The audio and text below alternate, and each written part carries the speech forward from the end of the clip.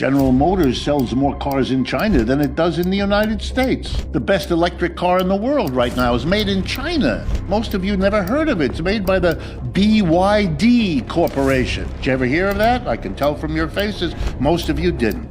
By the way, if I understand correctly, BYD stands for Build Your Dream. What an irony. The Chinese company produced the best electric vehicles in the world at the lowest price. But now you have the best part of the story. Corporations and the rich have told the government, started about 3 weeks ago, we're not willing to lend you anymore because you're too deep in debt. You're too risky to lend to. Whoa. Who told the government that? The single largest creditor of the United States. That is the country known as Japan. Japan is now the country that has lent the most money to the United States government. I'm now going to take 2 minutes to give you a lesson in high finance, which, as you'll discover, isn't very high at all. Real simple. As is most of this stuff in economics, it just has to be explained clearly. The government of the United States is the most indebted government in the world. Nobody comes close. Who lends to the United States government? The United States government doesn't care.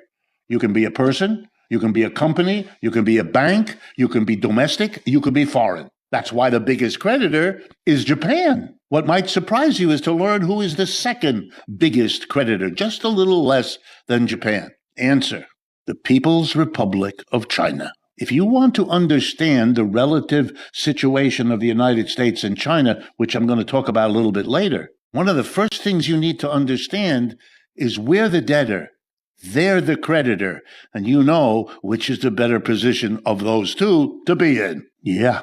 And this gives you an idea of also the complexity of the world. China is allied with Russia and is therefore on the side of Russia in the war in Ukraine. The United States is on the side of Ukraine, fighting against the Russians. How does the United States pay for that war in Ukraine? It has two ways of doing it. Number one, it could tax us all.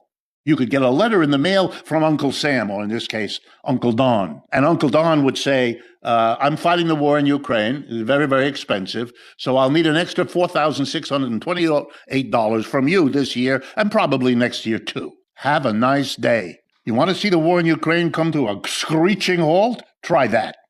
We don't fight wars with taxes because we couldn't get away with it from the American people. We only borrow for the war, because that way we don't have to go. And we've been doing that, a lot of it.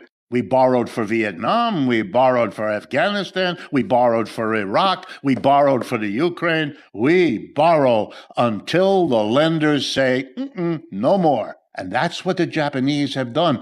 But enjoy it. Remember, the Chinese are on the side of the Russians.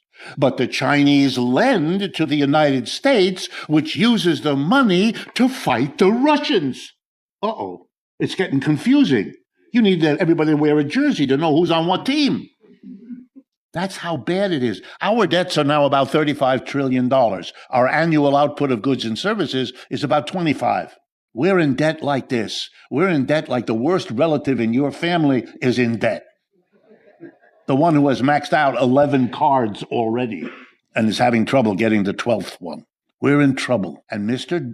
Trump is doing what conservatives always do when their management of the system has gotten them into trouble. They're taking it out on you. So we're going to lay off thousands of people at the CDC, the Center for Disease Control. You know what that means?